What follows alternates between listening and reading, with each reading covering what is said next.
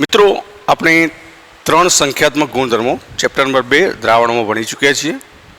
એક હતો બાષ્પ દબાણમાં થતો સાપેક્ષ ઘટાડો, બીજો હતો ઉત્કલન બિંદુ ઉન્નયન અને મોલલ ઉન્નયન અચળાંક, ત્રીજો ઠાર બિંદુ અવનયન અને મોલલ અવનયન અચળાંક. ચોથો સંખ્યાત્મક ગુણધર્મ આપણે ભણવા જઈ રહ્યા છીએ. ધ્યાન રાખજો, અભિસરણ અને અભિસરણ દબાણ.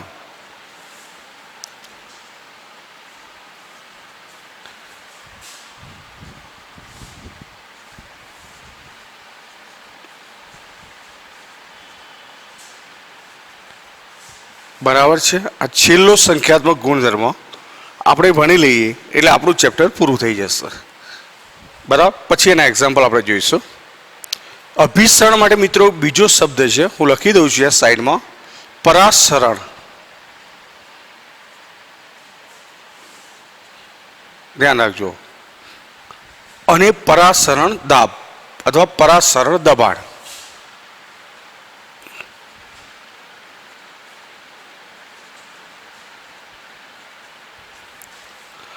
તો મિત્રો પહેલા અભિસરણ શું છે એ સમજીએ. અભિસરણ ઘટના, આની અંદર આપણો આ સંખ્યાત્મક ગુણધર્મ એવો છે કે જેની અંદર સાંદ્રતા આપણે મોલારિટીમાં લઈશું, કેપિટલ એમ.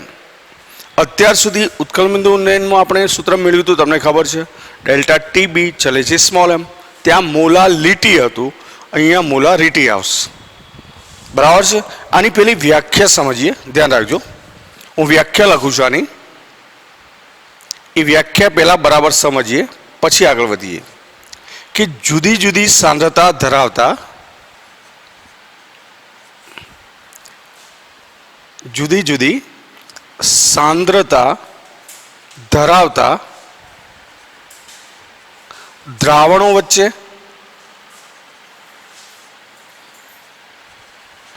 અથવા શુદ્ધ દ્રાવક અને દ્રાવણ વચ્ચે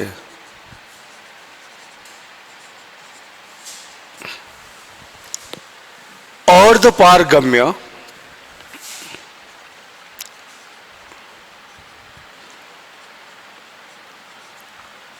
પડદો રાખવામાં આવે તો ઓછી સાંદ્રતા ધરાવતા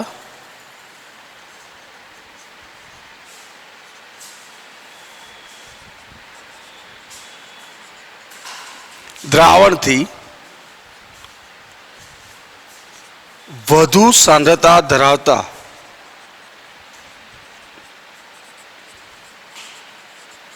દ્રાવણ તરફ અથવા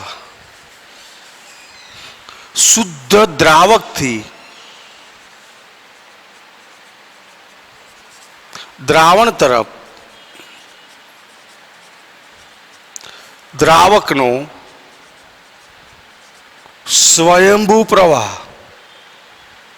સ્વયંભૂ મતલબ આપેડે પ્રવાહ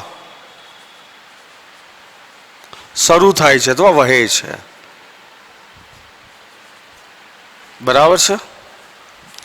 બરાબર સમજો વ્યાખ્યાને, કે જુદી જુદી સાંદ્રતા ધરાવતા દ્રાવણો વચ્ચે અથવા શુદ્ધ દ્રાવક અને દ્રાવણ વચ્ચે અર્ધપારગમ્ય પડદો રાખવામાં આવે.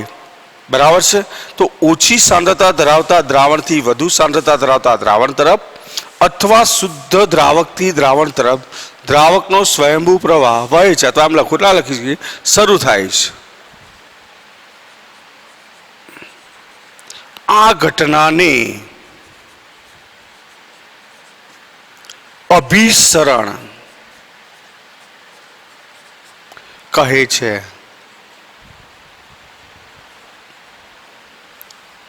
મિત્રો વ્યાખ્યા બરાબર સમજો. હજુ હું કહી રહ્યો છું, આકૃતિ દ્વારા પણ તમને સમજાવું છું એટલે ખ્યાલ આવશે.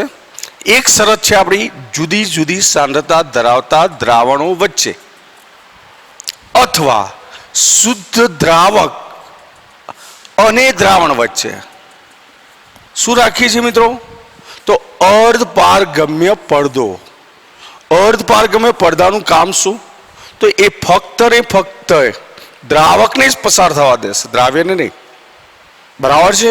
એટલે આપણે અર્ધપારગમ્ય પડદાની પણ વ્યાખ્યા લખી, પણ આ વ્યાખ્યા બરાબર યાદ રાખશો.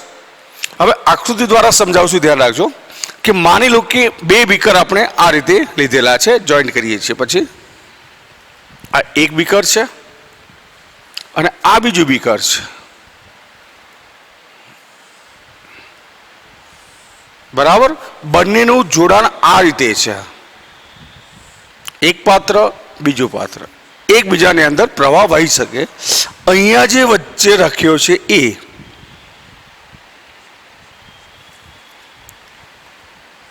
SPM, ધ્યાન રાખજો, સેમી પરમિએબલ મેમ્બ્રેન, જેને આપણે કહીશું અર્ધ પારગમ્ય પડદો. માની લો કે એક બાજુ આપણે અહીં આગળ માની લઈએ કે અહીંયા આ પાત્રની અંદર દ્રાવણ ભરેલું છે. એ મંદ હોય કે પછી સાંદ્ર હોય. બરાબર છે? અને આ જે પાત્ર છે એની અંદર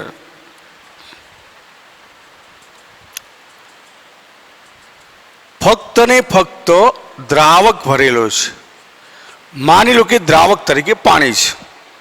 તો હવે થશે શું? આપણી વ્યાખ્યાને સમજો કે આપણે વાત એ કરી દ્રાવક અને દ્રાવણ વચ્ચે, અથવા એમ નથી લેવું તો ચલો આ દ્રાવણ આપણે માની લો કે સાંદ્ર દ્રાવણ છે.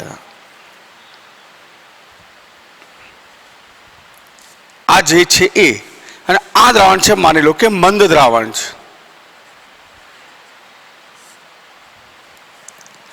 તો આપણી કન્ડિશન હવે એપ્લાય કરો કે જુદી જુદી સાંદ્રતા ધરાવતા દ્રાવણો વચ્ચે, તો આ જુદી જુદી સાંદ્રતા થઈ ગઈ. અથવા શું કહ્યું? શુદ્ધ દ્રાવક અને દ્રાવણ વચ્ચે, તો દ્રાવક અને દ્રાવણ વચ્ચે અર્ધપારગમ્ય પડદો રાખવામાં આવે તો શું થાય છે? જુઓ, બરાબર સમજો. ઓછી સાંદ્રતા ધરાવતા દ્રાવણથી વધુ સાંદ્ર, એટલે કે આથી આ તરફ, અથવા તો દ્રાવકથી દ્રાવણ, એટલે આ પ્રવાહ આ દિશામાં ચાલુ થાય છે. સમજો, આ જે ઘટના બને છે એને જ આપણે અભિસરણ કહીએ છીએ. શુદ્ધ દ્રાવકથી દ્રાવણ તરફ જે દ્રાવકનો પ્રવાહ શરૂ થયો એ ઘટના એટલે અભિસરણ. બરાબર છે? બીજી એક વ્યાખ્યા લખું છું, ધ્યાન રાખજો. વ્યાખ્યા તમને ક્લિયર થઈ ગઈ હશે મિત્રો. હવે આગળની વાત કરું છું. બીજો પોઈન્ટ આપણો આમાં આમ જ કે તમને અર્ધપારગમ્ય પડદો શું છે ક્લિયર હોવું જોઈએ, વ્યાખ્યા સ્પષ્ટ એની પણ. તો અર્ધપારગમ્ય પડદો કોને કહીશું? ધ્યાન રાખજો. તો સ્પષ્ટ લખું છું, ધ્યાન રાખજો. અર્ધપારગમ્ય પડદો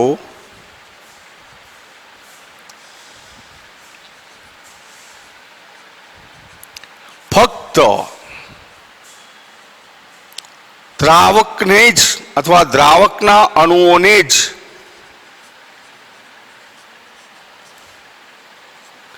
પસાર થવા દે છે.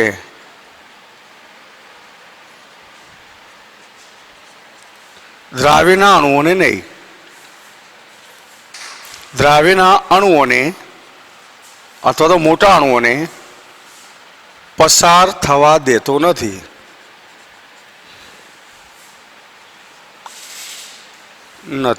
ધ્યાન રાખજો. મતલબ અર્ધપારગમ્ય પડદો પછી મંદ દ્રાવણ હોય કે સાંદ્ર હોય, ફક્ત ને ફક્ત દ્રાવકને જ પસાર થવા દેશ, દ્રાવ્યના અણુને નહીં. બરાબર? આવો પડદો એટલે અર્ધપારગમ્ય પડદો, સેમી પરમિએબલ મેમ્બ્રેન, જેને શોર્ટમાં આપણે SPM કહીશું. બરાબર છે? હવે અર્ધપારગમ્ય પડદાના ઉદાહરણ લઈએ આપણે કે અર્ધપારગમ્ય પડદો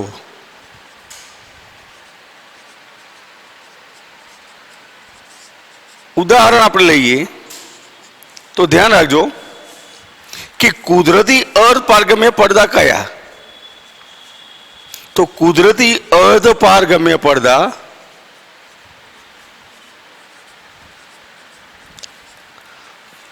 તો એમાં આવશે, ધ્યાન રાખજો, હું લખું છું આગળ, એક તો વનસ્પતિ અને પ્રાણી કોષની દિવાલ છે.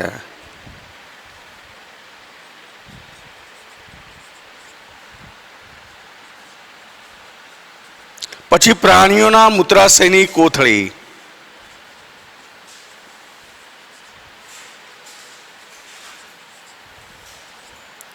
આ બધા જે પડદા લીધા આપણે એ કેવા લીધા છે? કુદરતી અર્ધપારગમ્ય પડદા છે. કૃત્રિમ અર્ધપારગમ્ય પડદાની વાત કરીએ તો કૃત્રિમ અર્ધપારગમ્ય પડદા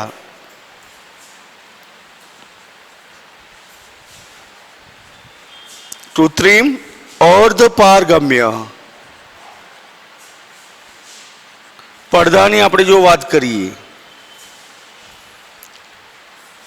બરાબર છે, તો કૃત્રિમ કયા? તો એમાં માનવ નિર્મિત જે બનાવેલા છે, ધ્યાન રાખજો, પાર્ચમેન્ટ પેપર,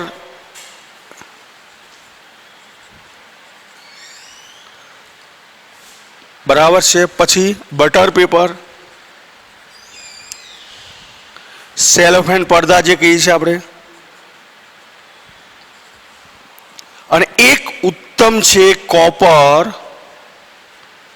ફેરોસાયનાઇડ.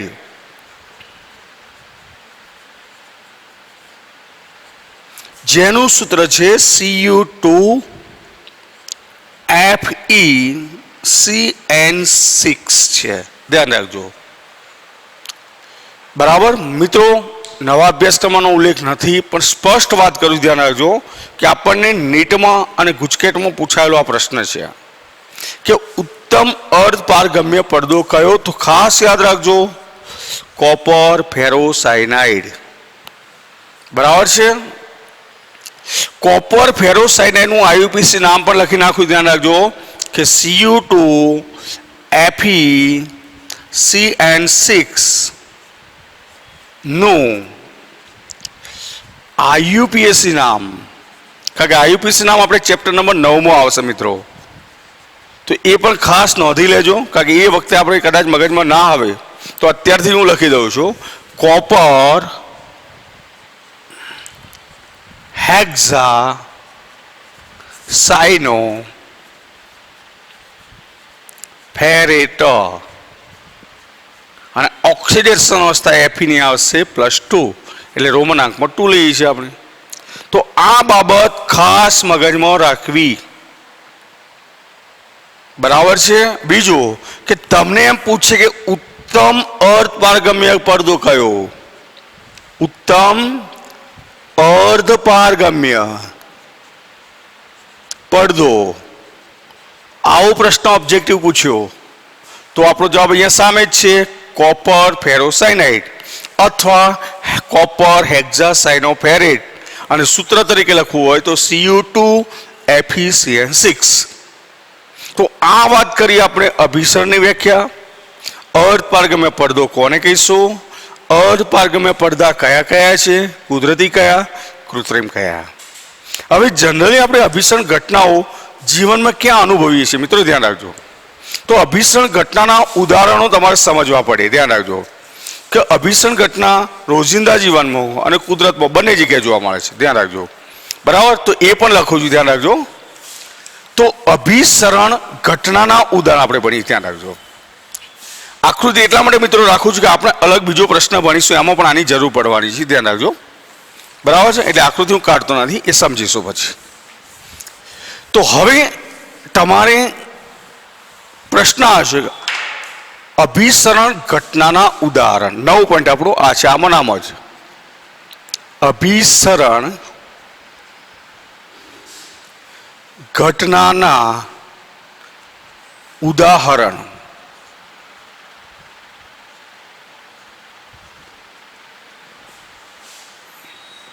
બરાબર છે. તો ધ્યાન રાખજો કે અભિસરણ ઘટના આપણને ક્યાં ક્યાં જોવા મળશે. ધ્યાન રાખજો. બરાબર, તો આપણને અભિસરણ ઘટના, ધ્યાન રાખજો, અભિસરણ ઘટના રોજિંદા જીવનમાં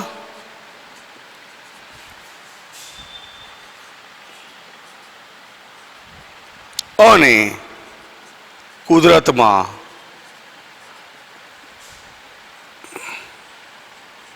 જોવા મળે છે.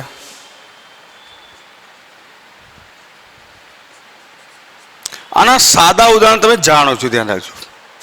જેમ કે કરમાયેલા ફૂલોને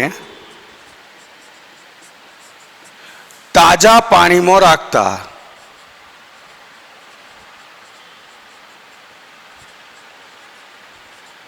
તે તાજા બને છે. સમજી શકીએ છીએ આપણે કે જે ફૂલો કરમાઈ ગયા છે એને પાણીમાં જો રાખવામાં આવે તો એ ફૂલો તાજા બને છે. ધ્યાન રાખજો. આ અભિસરણ ઘટનાનું જાણીતું ઉદાહરણ છે. બીજું કે આપણા જે રક્તકણો છે, લોહીમાં રહેલા રક્તકણો છે, એ રક્તકણોને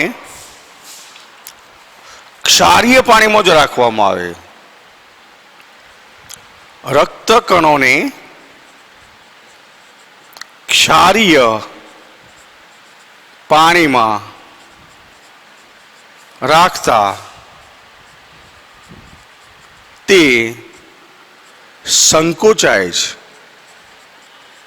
કેમ કે રક્તકણમાં રહેલું પ્રવાહી છે એ ક્ષારવાળા પાણીમાં શોષાય છે. બરાબર. એનો મતલબ રક્તકણની જે સપાટી છે એ અર્ધપારગમ્ય પડદા તરીકે વર્તી હશે.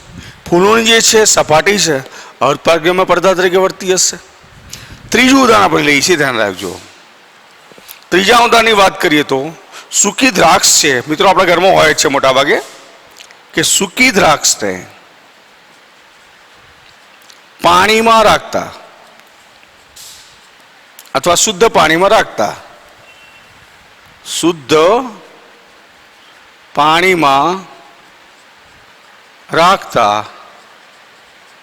તે ફૂલે છે. એનો મતલબ કે દ્રાક્ષની જે સપાટી છે એ અર્ધપારગમ્ય પડવાળા બંધાયેલી છે. કાચી કેરી જ્યારે બ્રાઇનની અંદર રાખી, માનો લો મિત્રો, કાચી કેરી ને બ્રાઇનનું દ્રાવણ, બ્રાઇનનું દ્રાવણ એટલે શું મિત્રો? તો ક્ષારનું જે પાણી છે, બરાબર છે, એને બ્રાઇનનું દ્રાવણ કહીએ છીએ આપણે. માટે કે મીઠાનું દ્રાવણ લઈએ, માં રાખતા શું થશે વિચારો? તો તે જે છે પોતે સંકોચાય છે. બરાબર છે, તે સંકોચાય છે. 4 ઉદાહરણ મેં લખ્યા, ધ્યાન જો. આપણે 2 ઉદાહરણ પરીક્ષા માટે પૂરતા છે કે કરમાયેલા ફૂલોને તાજા પાણીમાં રાખતા તે તાજા બને છે. રક્તકણોને ક્ષારીય પાણીમાં રાખો તો તે સંકોચાય છે. પણ જો સાદા પાણીમાં રાખો તો ફૂલી જાય છે, ઘણી વાર ફાટી પણ જાય છે. સૂકી દ્રાક્ષને શુદ્ધ પાણીમાં રાખતા તે ફૂલે છે. કાચી કરીને બ્રાઇનનું દ્રાવણ એટલે કે ક્ષારના દ્રાવણમાં રાખવા, ક્ષારનું પાણી જે કહીએ છે એમાં રાખતા સંકોચાય છે. તો આ જે બધા ઉદાહરણ છે તો લખી શકીએ આપણે ઉપરોક્ત બધા જ ઉદાહરણમાં, ધ્યાન રાખજો, દરેકે દરેક ઉદાહરણ લો તો ઉપરોક્ત દરેક ઉદાહરણમાં પદાર્થની સપાટી જે છે એ, જે પણ પદાર્થ આપણે લીધો છે, પદાર્થની સપાટી અર્ધપારગમ્ય પડદા વડે બંધાયેલી છે. તો મિત્રો આપણો એક ટોપિક પૂરો કર્યો અહીંયા, અભિસરણ. હજુ અભિસરણ દબાણ સુધી પહોંચ્યા નથી, ધ્યાન રાખજો. પહેલી જ આપણે વાત કરી અભિસરણની વ્યાખ્યા, પછી વાત કરી અર્ધપારગમ્ય પડદાની વ્યાખ્યા, એના પછી અર્ધપારગમ્ય પડદા કયા કયા છે, અને હવે ભણે આપણે અભિસરણ ઘટનાના ઉદાહરણ. આખો સળંગ ટોપિક પૂછાશે, ધ્યાન રાખજો. અભિસરણ એટલે શું? ઉદાહરણ સહિત સમજાવો. તો એનો જવાબ આપણી જોડે આ જ. હવેનો મિત્રો ટોપિક આપણે ભણવા જઈએ, ધ્યાન રાખજો કે અભિસરણ દબાણ શું છે, ધ્યાન રાખજો. તો નવો ટોપિક આપણે ભણીએ છીએ, ધ્યાન રાખો. અભિસરણ દબાણ.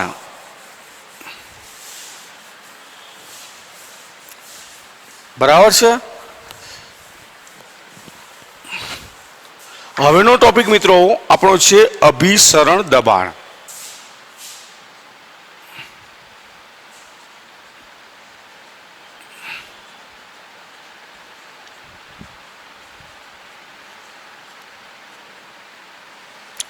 અથવા એના માટે બીજો શબ્દ છે પરાસરણ દાબ.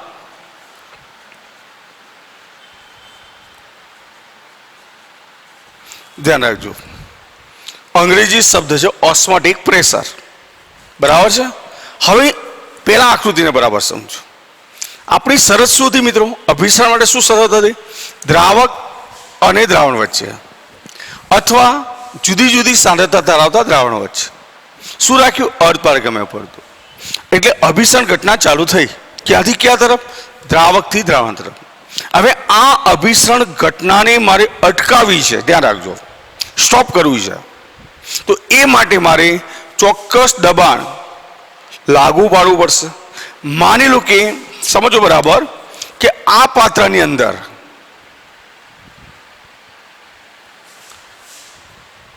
આ બે પાત્રો લીધા છે આપણે. આની અંદર માની લો કે લાગુ પડતું દબાણ દ્રાવકની અંદર માની લો કે PATM છે, વાતાવરણનું દબાણ છે.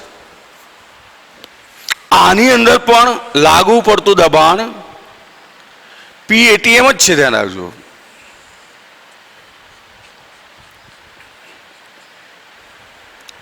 આ પણ PATM છે.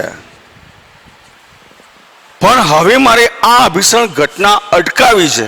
મતલબ દ્રાવકનો પ્રવાહ જે આ દિશામાં જઈ રહ્યો છે એને મારે સ્ટોપ કરવો છે.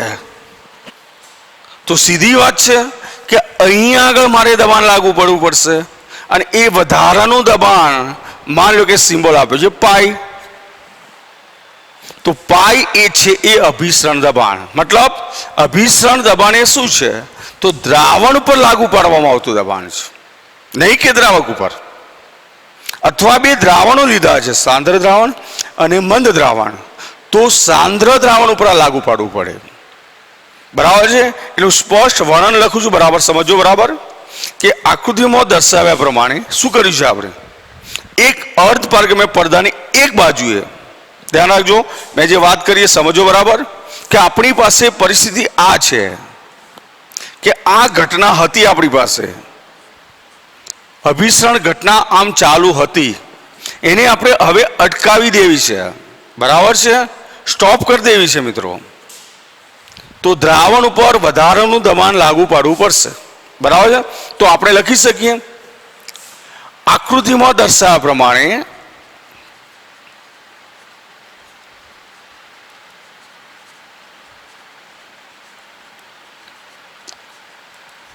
અર્ધપારગમ્ય પડદાની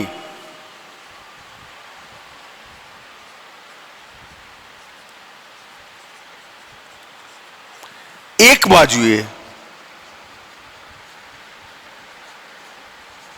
શુદ્ધ દ્રાવક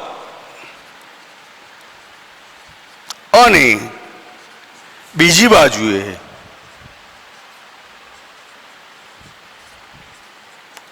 દ્રાવણ ભરો. બરાબર છે. એક બાજુ શું ભર્યું? દ્રાવક, અને બીજી બાજુ દ્રાવણ ભરો. બરાબર છે. બરાબર સમજો. તથા બંનેની સપાટીની દ્રાવણ ભરેલું છે એમ માની લો. ચલો, શરૂઆતમાં બંને પાત્રમાં ભરેલા પ્રવાહીની સપાટી સમાન રાખો. શરૂઆતના તબક્કે આપણે શું કરીશું? બંને જે પ્રવાહી છે એની સપાટીની ઊંચાઈ એક સમાન રાખો. તો શું થવાનું? તો સમય જતાં શું થશે મિત્રો? ધ્યાન રાખો. તો સમય જતાં તમને એવું જોવા મળશે, ધ્યાન રાખજો, કે સમય જતાં સ્વયંભૂ પ્રવાહ ક્યાંથી ક્યાં જવાનો? તો આપણે લખી શકીએ કે સમય જતાં દ્રાવકનો સ્વયંભૂ પ્રવાહ, દ્રાવકનો સ્વયંભૂ પ્રવાહ જે છે શુદ્ધ દ્રાવકથી દ્રાવણ તરફ શરૂ થાય છે.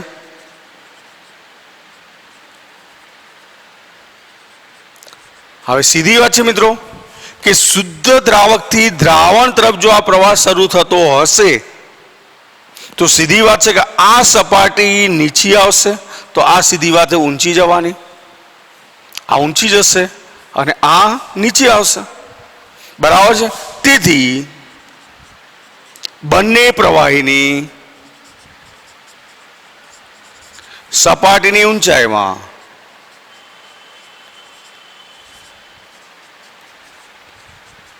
ફેરફાર થાય છે. આ ઘટના તો આપણે જોઈએ હવે. બરાબર છે.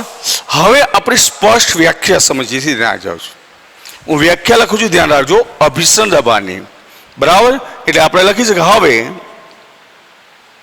દ્રાવણ પર લગાડવાનું દબાણ કોની ઉપર છે?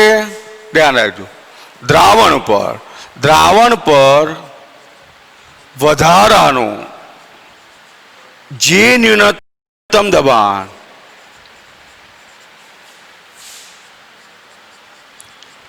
લાગુ પાડવાથી,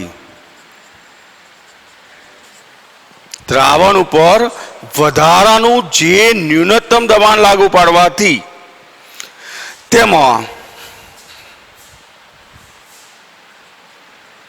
દાખલ થતો દ્રાવકનો સ્વયંભૂ પ્રવાહ અટકાવી શકાય છે.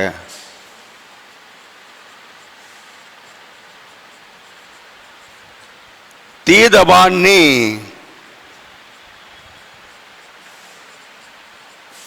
અભિસરણ દબાણ પાઈ કહે છે. પાઈ છે અભિસરણ દબાણનો સિમ્બોલ છે, મેથ્સનો પાઈ નથી મિત્રો, ધ્યાન રાખજો. બરાબર છે. દ્રાવણ પર આપણે દબાણ ક્યાં લાગુ પાડ્યું એ સમજો. બે દ્રાવણો લીધા હોત તો સાંદ્ર દ્રાવણ પર લાગુ પાડીશું, કે પ્રવાહ આમથી આમ જાય છે, આપણે અટકાવો છે, જ્યાં અટકાવો છે વિરુદ્ધ દિશા લાગુ પાડી. એટલે પીએટીએમ તો બંને ઉપર હતું જ, સાથે વધારાનું પાઈ લગાવ્યું. બરાબર છે. એટલે એટલે કે બીજી રીતે મારે લખવું છે, ધ્યાન રાખજો. તો મારે બીજી રીતે લખવું તો આ રીતે લખાશે કે દ્રાવણનું અભિસરણ દબાણ, ધ્યાન રાખજો, દ્રાવણનું અભિસરણ દબાણ એ દ્રાવણ પર લાગુ પાડવામાં આવતું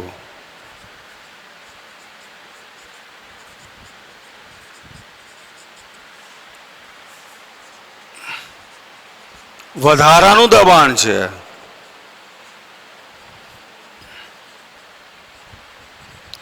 જે અભિસરણ ઘટના અટકાવવા માટે લાગુ પાડવામાં આવે છે.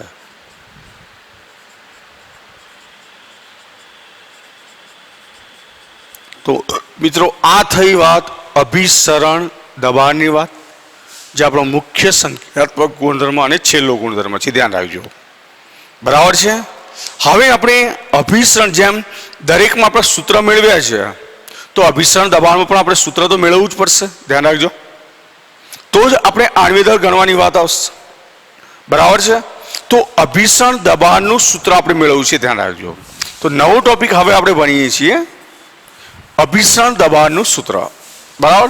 આપણને ઘણીવાર પ્રશ્ન આ રીતે પૂછાશે કે અભિસરણ દબાણ એટલે શું, અભિસરણ દબાણનું સૂત્ર મેળવો. બરાબર છે. એટલે એ સૂત્ર આપણે મેળવ્યું છે, ધ્યાન રાખજો કે અભિસરણ દબાણ તો આપણે વાત કરી હાલ જ.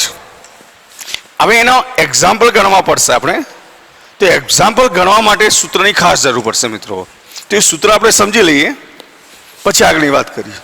અભિસરણ દબાણનું સૂત્ર આપણે મેળવીશું, ધ્યાન રાખજો.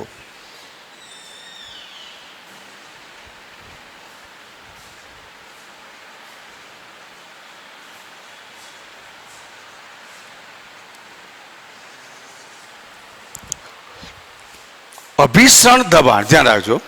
તો મંદ દ્રાવણો માટે આપણે બધા જ સંખ્યાત્મક ગુણધર્મો મંદ દ્રાવણો માટે છે. મંદ દ્રાવણો માટે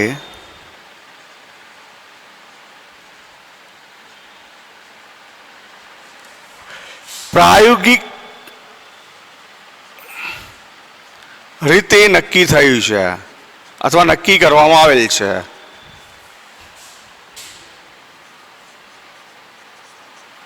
કે અભિસરણ દબાણ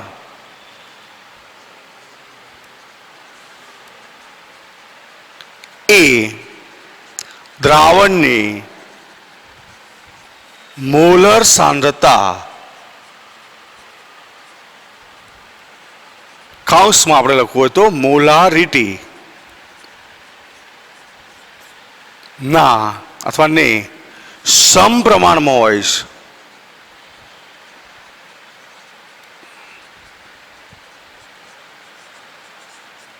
બરાબર છે.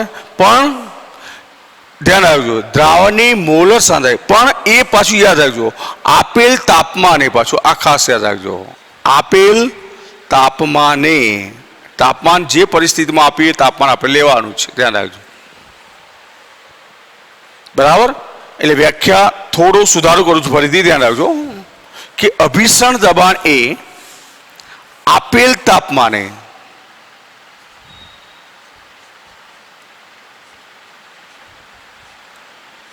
દ્રાવણની મોલર સાંદ્રતા,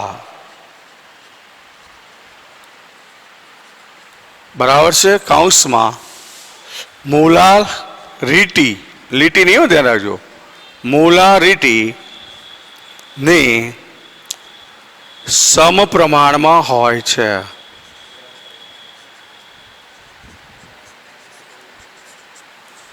બરાબર છે. તો જો બરાબર એક પોઈન્ટ સમજો ભાઈ કે અભિસરણ દબાણ તમારે નક્કી કરવું છે તો દ્રાવણની સાંદ્રતા કઈ જોઈએ? મોલર એટલે મોલારિટી. અત્યાર સુધીના જે એકમો છે એમાં અભિસરણ દબાણ સિવાયના એકમો આપણે વાત કરી, સાંદ્રતાના જે સૂત્રો જે મેળવ્યા એ સિવાય સંખ્યાત્મક ગુણધર્મની વાત કરી. તો લગભગ સંખ્યાત્મક ગુણધર્મની અંદર 3 બાબતો આપણે જોઈ. એની અંદર મોલર સાંદ્રતા જ જોઈએ. અહીંયા આપણે કઈ જોઈએ? મોલર. બરાબર છે. હવે મિત્રો જૂના અભ્યાસક્રમમાં તો 3 નિયમો આવતા હતા. બોઇલનો નિયમ, ચાર્લ્સનો, એવોગાડ્રો, અને એમાં મંદ દ્રાવણો માટે વોન ટોપ અને ફેફર બે વૈજ્ઞાનિકો આવતા હતા. યાદ રાખજો, કદાચ શબ્દ ક્યાંક આવે તો વોન ટોપ અને ફેફર, આ બે વૈજ્ઞાનિકોએ સૂચન કર્યું હતું આપણને કે જે વાયુને જે ગુણધર્મો લાગુ પડે છે અથવા જે નિયમો લાગુ પડે છે એ જ નિયમો મંદ દ્રાવણોને પણ લાગુ પાડી શકાય. અને એના આધારે આપણે 3 નિયમો આવતા હતા. બોઇલ વન ટોપનો નિયમ, ગેલ્યુસેક વન ટોપનો નિયમ અને એવોગાડ્રો વન ટોપનો નિયમ. એ બધું નિયમો બધા હવે નવા અભ્યાસક્રમમાં આપણે દૂર થયા છે. સીધું જ સૂત્ર મેળવેલું છે, ધ્યાન રાખજો. તો આપણું સૂત્ર આ થવાનું કે પાઈ બરાબર CRT. ધ્યાન રાખજો, પાઈ ચલે છે સી તો હતું જ, પણ આપેલા તાપમાને આરે અચળાંક મૂક્યો છે. જ્યાં લખી શકું છું, જ્યાં પાઈ બરાબર અભિસરણ દબાણ,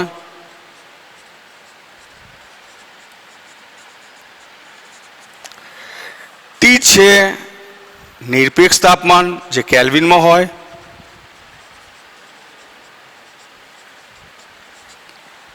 બરાબર છે, આર વાયુ અચળાંક છે. અને મિત્રો વાયુ અચળાંકની જુદા જુદા એકમોમાં કિંમતો આપણે ભણી ચૂક્યા છીએ. દબાણ તમને આપ્યું છે કયા એકમમાં જોવું પડશે, વાતાવરણમાં આપ્યું છે કે બહારમાં આપ્યું છે, બરાબર છે.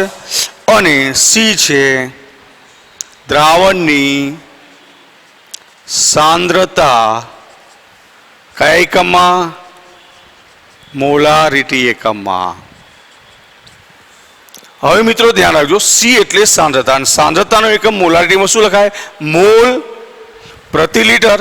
અને એટલે સી ની જગ્યાએ આપણે લખી શકીએ પાઈ બરાબર દ્રાવ્યના મોલ લેવા પડશે, N2/V ઇન્ટુ RT છે. જ્યાં હું લખું છું N2 બરાબર છે બરાબર દ્રાવ્યના મોલ અને V બરાબર દ્રાવણનું કદ લીટરમાં. ધ્યાન રાખજો, એકમમાં ભૂલ ન થાય. જો તમે કદ ml માં લઈ લીધો તો જવાબ ખોટો પડશે, બરાબર છે. હવે તમને એ પણ ખબર છે, ધ્યાન રાખજો, કે મોલ એટલે શું, તો વજન ભાગ્યા આણ્વિક દળ, પરંતુ N2 બરાબર W2/M2 લખી શકાશે. W2 એટલે દ્રાવ્યનું વજન, M2 એટલે દ્રાવ્યનું આણ્વિક દળ, અને આ કિંમતો મૂકીએ તો માટે પાઈ બરાબર W2 RT M2 into V. જ્યાં લખું છું ધ્યાન રાખજો, આ સૂત્ર ખાસ મગજમાં રાખશો કે પાઈ બરાબર W2 RT M2V, જ્યાં M2 બરાબર દ્રાવ્યનું આણ્વીય દળ, W2 બરાબર દ્રાવ્યનું વજન, તો પાઈ બરાબર W2 RT M2V. જો M2 તમે જાણતા હોય, W2 જાણતા હોય, R તો આપણે જાણીએ છીએ, તાપમાન તમને આપેલું હોય છે અને કદ આપેલું હોય તો પાઈ શોધી શકાય. ઘણી વાર આપણે દ્રાવ્યનું આણ્વિક દળ શોધવું છે. માની લો કે આ સમીકરણ 1 અને દ્રાવ્યનું આણ્વિક દળ શોધવું, M2 ને સૂત્રનો કરતા બનાવીએ તો W2 RT પાઈ ઇન્ટુ V. તો આના આધારે દ્રાવ્ય પદાર્થનું આણ્વીય દળ પણ ગણી શકાય છે. મિત્રો ધ્યાન રાખજો. હવે પ્રશ્ન એ આવ્યો કે સામાન્ય દ્રાવ્ય હોય, ગ્લુકોઝ, ફ્રુક્ટોઝ, બરાબર છે, યુરિયા છે, મીઠું છે, આના માટે તો ગમે તે સંખ્યાત્મક ગુણધર્મનો ઉપયોગ કરી શકીએ આપણે. પણ જો પ્રોટીન, પોલિમર આવા પદાર્થો છે, ધ્યાન રાખજો મિત્રો, કેવા ગુણધર્મોની વાત કરું છું, ધ્યાન રાખજો. આ જે સંખ્યાત્મક ગુણધર્મ આપણે ભણી ગયા, બરાબર છે, તો તમને ઘણીવાર પ્રશ્ન પૂછાય, ધ્યાન રાખજો. હું લખું છું, સૂત્ર તમે સમજી ચૂક્યા હશો મિત્રો, તો સૂત્ર બરાબર નોંધી રાખશો. હવે આપણી જોડે ઓબ્જેક્ટિવ માન લો કે પૂછાય કે આ રીતનો પ્રશ્ન તમને પૂછાય કે પ્રોટીન જેવા વિરાટ અણુનું આણ્વિક દળ નક્કી કરવું છે તો કયો સંખ્યાત્મક ગુણધર્મ ઉપયોગી થશે. તો ધ્યાન રાખજો કે પ્રોટીન બરાબર છે જેવા વિરાટ આણ્વીય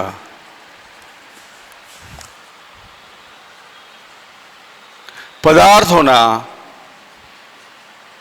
બનેલા અથવા બનાવેલા દ્રાવણો માટે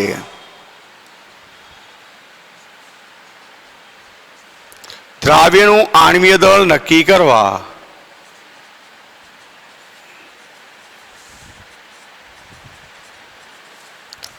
અભિસરણ દબાણ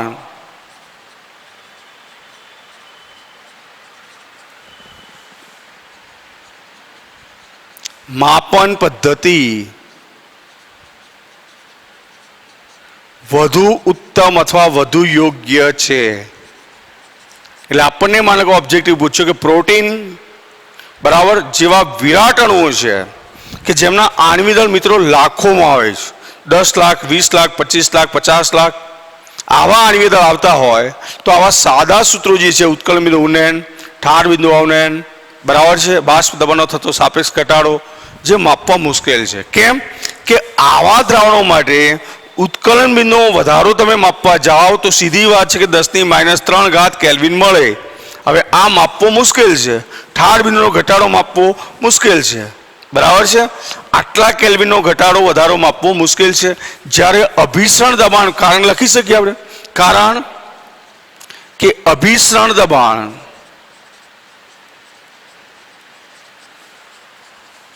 માપન પદ્ધતિ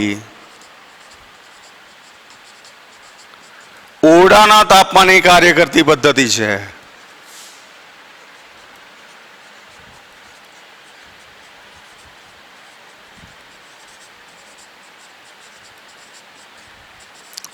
બરાબર. અને વધુમાં આપણે લખવું હોય તો વધુમાં અહીં સાંદ્રતા મોલાલિટીને બદલે મોલારિટી એકમમાં લેવામાં આવે છે.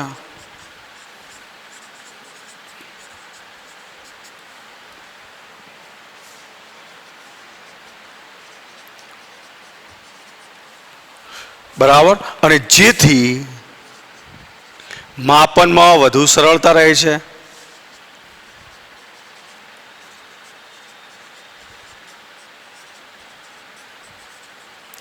મિત્રો આપણને તમે થિયરીમાં ના લખ્યું ચાલે, પણ આપણને ઓબ્જેક્ટિવ પૂછાય છે એટલા માટે ખાસ યાદ રાખજો કે પ્રોટીન જેવા વિરાટ અણુઓ, પોલીમર જેને કહેવાય, આપણે ધ્યાન રાખજો. વિરાટ આણ્વીય પદાર્થો એટલે શું બોલી છે આપણે? આના માટે શબ્દ છે આપણને ખબર છે, પોલીમર. તો આના માટે કઈ પદ્ધતિ ઉત્તમ છે? અભિસરણ દબાણ માપન પદ્ધતિ. ધ્યાન રાખજો. બરાબર. બાકીની ચર્ચા આપણે પછી કરીશું.